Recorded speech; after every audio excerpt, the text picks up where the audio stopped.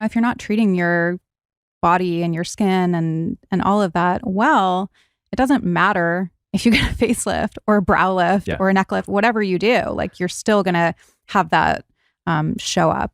Yeah, and the way I describe it, it's like you're building a house and a facelift, actual surgery is like the spire on the top of your house. And what really makes up the foundation of the house is what you eat. And that's where, for me, when you look at true anti-aging, when you look at looking and feeling youthful, it starts with the food that you put in your mouth. And then it goes from there. Yeah, so let's talk about food. In your book, you talk about the importance of protein, which I was like, yes, this is my new thing. I invented protein, if you didn't know. Discovered the macronutrient. Yes. But then you also talk about fasting. So limiting protein at certain times and carbohydrates, things like that. And then also incorporating them into your diet. So tell us about kind of the ideal nutrition and the timing and all of that.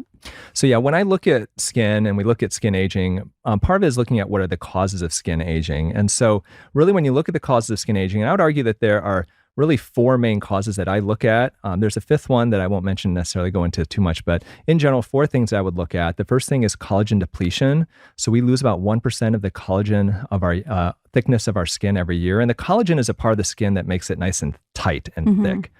You lose 1% a year. Women after menopause lose about 2% of the thickness of collagen. I was going to say, I feel like I'm losing 10% a year in the last 2 years. Once you go through menopause, into my 40s. That's when it really changes. So, part of pushing protein is that collagen is a protein. It's a large protein. And so I do encourage people to increase their protein intake, especially as they get older, because you want to help to support that healthy collagen. Second thing that causes aging of our skin is inflammation, specifically chronic inflammation.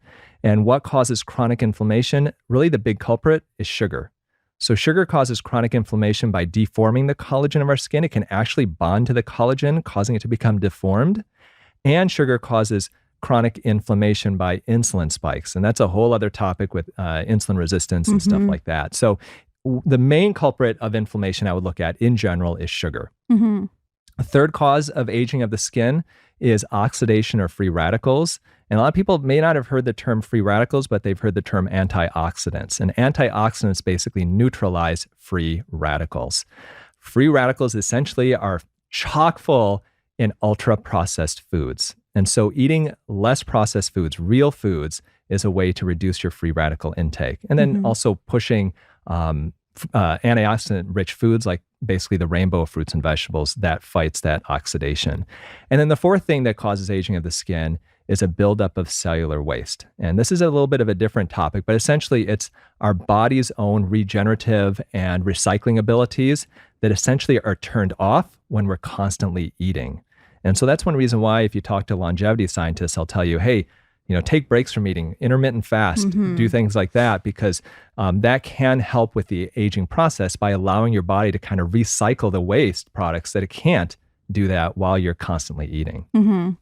Yeah. And it seems like there's kind of two camps of people. There are the people who say, eat 3 meals and 2 snacks a day, eat every 4 to 6 hours.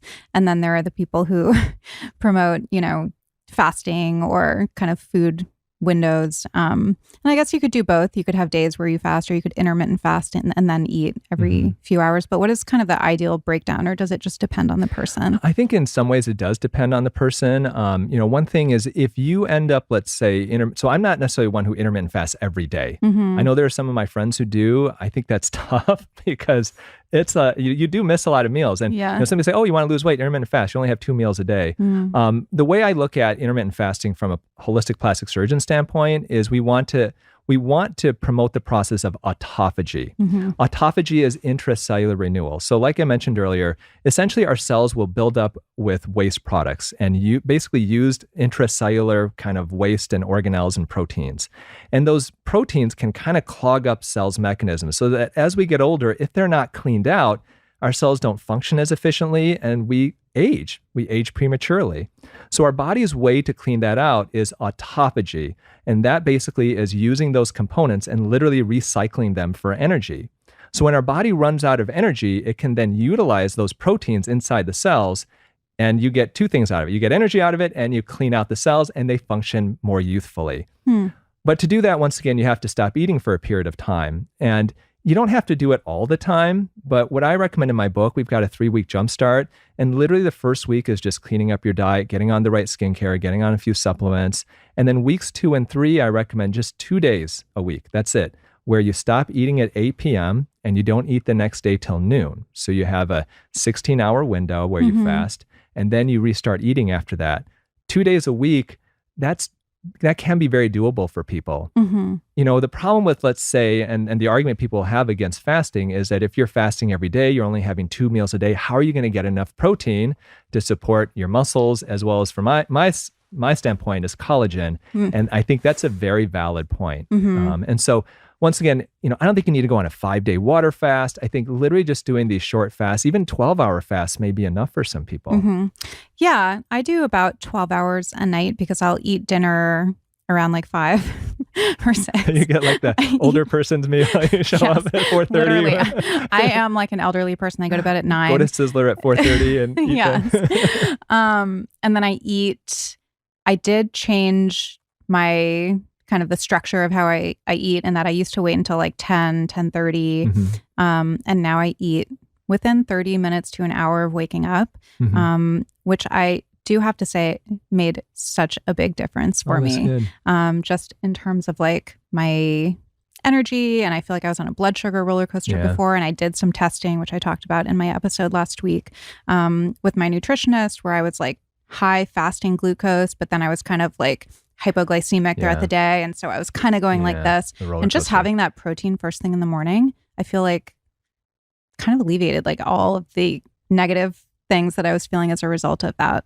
I think too, exercising in the morning. Some people do much better with protein, and there are other people, who they do a little bit of carbs worth working out, and that helps them. I think really in the end, it is listening to your body and knowing what your body can do. I think that we see so many people who are so gung-ho about their specific diet. You've got to do paleo. Oh, you got to be keto. You got And really in the end, I mean, people cycle in and out of these types of things. And what I eat now, being a 51-year-old guy, I eat differently than I did 10 years ago. And especially women, as their hormones change and things like that, what works well for you today may not work well for you 10 years from now. And so really it is knowing your body. I think the problem that we have in our society is that there's so many people who are, kind of eating the standard American diet. They're filling themselves with processed foods, and they just have this chronic feeling of not good, but they don't know that there's better. That's the thing. It's like they chronically don't feel good, but because they've never really felt what it's like to eat a true, whole foods, healthy diet, to, feel energetic and great because their body is so healthy, they don't know what they're missing out on. And so for my book, what I'm trying to do is, hey, let's take a week just to kind of clean things up and see how you feel. There may be times where you don't feel great that first week, but stick with it. By the end of those 3 weeks, you're going to feel fantastic. And probably look different too. It was I would imagine fascinating because literally it's very simple. We put people where we changed their diet, where essentially we got rid of all the processed foods, the added sugars. We took out gluten and dairy as well. And then we kept them on that diet except when they were intermittent fasting. We actually put them on a keto diet after they do the fast. So the idea is that there's certain foods that can promote autophagy even while you are eating them. And so those are healthy fats and polyphenol-rich foods. And so the idea then is people would break their fast. They do a 16-hour fast. They would break their fast. But when they break it, they would break it and keep on this kind of healthy keto-type diet. And that would actually, the idea is it would promote autophagy, that intracellular renewal, but at the same time they're eating. And so that sounds amazing. I'm like, sign me up for that one. And then what we found after 3 weeks, and then putting them on a very simple skincare routine, after 3 weeks, people would come up to them, and it's not like they had a facelift. Okay, the before and afters are not like, oh my gosh, it looks like they had a brow. No, but people would come up to them. They would say, even strangers would come up to them and say, what are you doing with your skin? You've got great skin. Or their friends would tell them that, not knowing that they're going through this program. I want to talk to you about your skincare routine in a minute, because 51, that doesn't track. It's not tracking for me. Your skin's amazing. I tell people online, they ask me, how old are you? I'm like 85. They go, wow, you look great for 85. Well, I'll put like 24. And they're like, ooh, you look like crap. What are your secrets? Um, SPF, I'm sure. Yeah. So, I mean, I practice in general what I preach. So it's good skincare products. So, for me, in the book, we give what I call the 2 minutes, 5-year skincare regimen. And it's a very simple skincare routine, takes 2 minutes a day.